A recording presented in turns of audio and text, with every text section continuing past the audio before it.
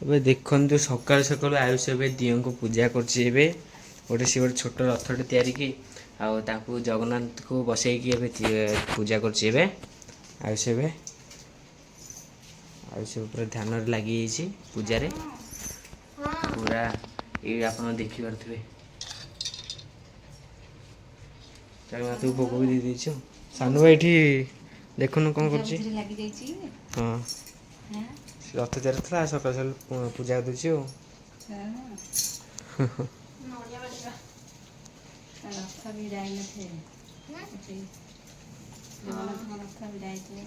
ଭିଡ଼ା ହେଇନଥିବେ।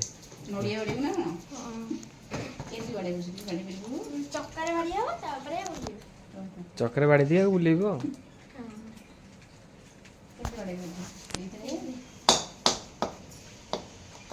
ଫାଟିବାଟି ଜୋର ବାଡ଼ଉନୁ ଏଥିରେ ଫାଟିଗଲା ନା।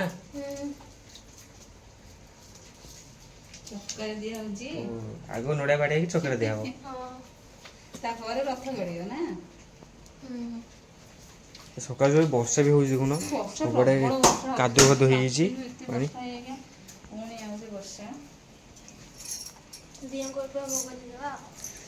ନଡ଼ିଆ ହଁ ନଡ଼ିଆ ତ ଭାଙ୍ଗିକି ପୂଜା କରିଦେଉଛି ଆୟୁଷ ଆଉ ନା। ଆଉ ପାଇଁ ମୁଣ୍ଡିଆ ମାରିଯିବ ଆଉ। ଗାଧିକି ଆସି ପୂଜା କରିଦେଇଛି।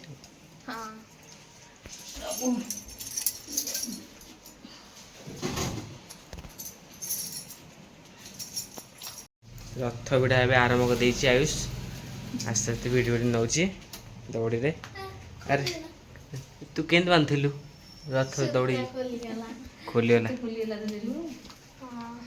ଖୋଲୁନଥିବ ସେଇଠୁ ଛିଡ଼ି ଯାଇଥିବ ମାନେ ଖସି ଯାଇଥିବ ଆଉ।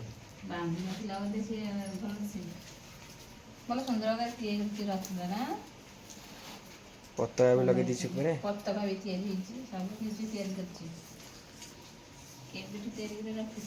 ଏବେ ହେଇଗଲା ଏ ରଥ ଭିଡ଼ି ନେଉଛି ଆଉ।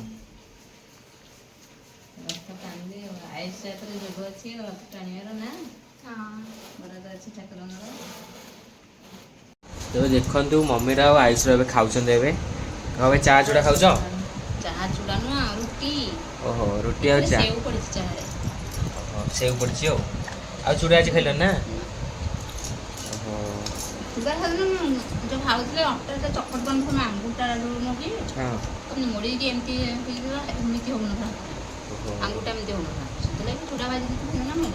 ଆଉ ଟିକେ ଆଳୁ ଭଜା ହେଇଯାଇଛି ଆଉ ରୁଟି ଚା ଖାଉଛନ୍ତି ଆଉ।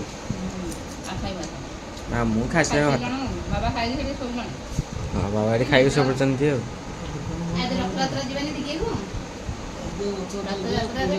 ଆଜି ପ୍ରବଳ ଗହଳି ହେଇଥିବ ପୁରୀ।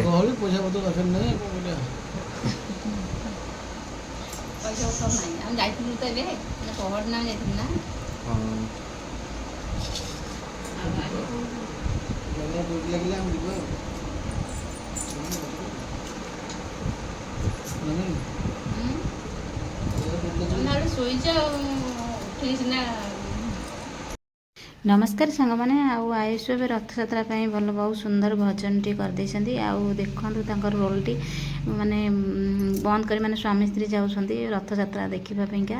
ଆଉ ଆୟୁଷ କେମିତି ବଢ଼ିଆ ସଜେଇଛନ୍ତି। ଆଉ ଆୟୁଷ ପରସ୍ପର ଭଲ ନାଚୁଛନ୍ତି। ଆଉ ତାଙ୍କ ବାବାଙ୍କର ବି ଗୋଟେ ସିନ୍ ଅଛି ଆପଣମାନେ ଦେଖନ୍ତୁ। ଆଉ ବହୁତ ସୁନ୍ଦର ହେଇଛି ବି ଭଜନଟି ଆମେ କରିଛୁ।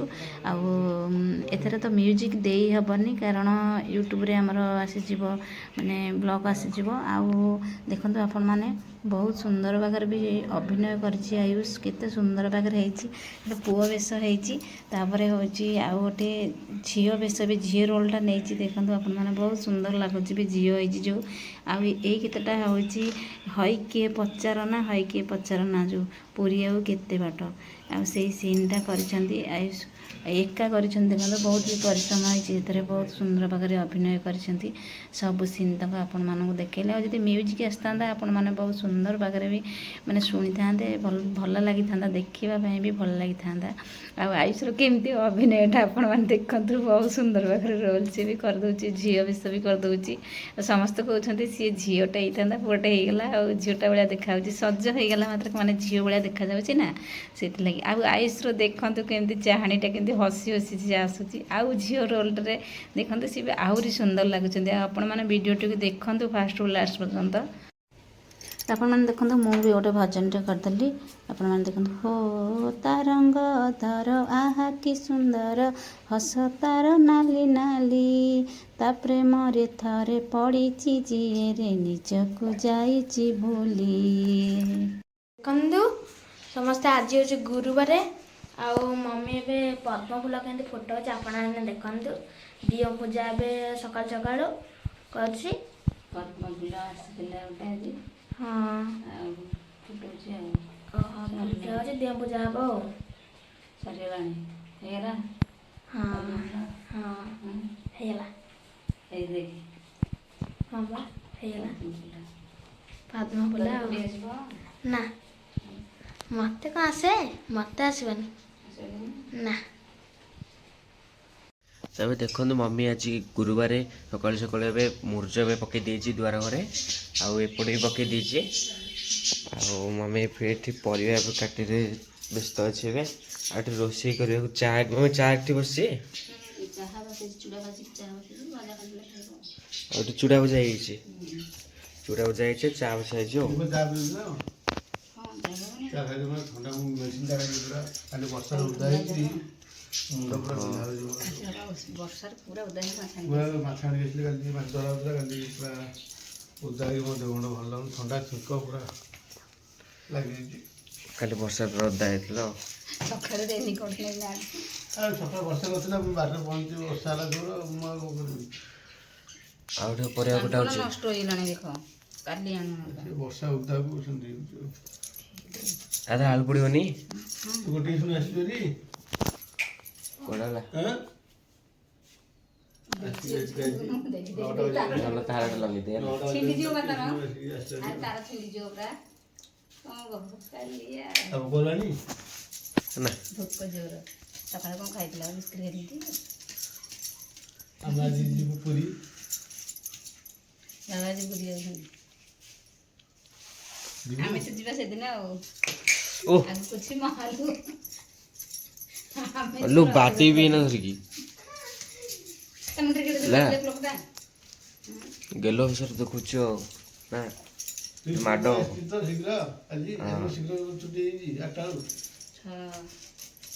ସେ କ'ଣ ଗୋଟେ ଖାଇଲା ସେଠୁ ଆସିକି? ବାବା ଯୋଉ ଆଣିଥିଲେ ଯୋଉ ପୋଡ଼ ପିଠା କରିବ ସେଦିନ ରଜ ଦିନ, ପୋଡ଼ ପିଠା ହେଇପାରିଲାନି, ଖାଲି ଇଟିଲି ପିଠା ହେଲା, ଭଜା ମଣ୍ଡା ହେଲା, ଆଉ ଆଇଥିବ ହାତରେ ନଡ଼ିଆ ପଡ଼ିଗଲା, ଆଉ ସେଥିପାଇଁ ସେଦିନ ପୋଡ଼ ପିଠା କ୍ୟାନସଲ୍ କରାହେଲା। ମନ ଦୁଃଖ ଲାଗିଲା ଆଉ। ତା ମସଲା ପୋଡ଼ ପିଠା ମସଲା ମସଲି ହେଇକି ହେଇପାରିଲାନି ଆଉ।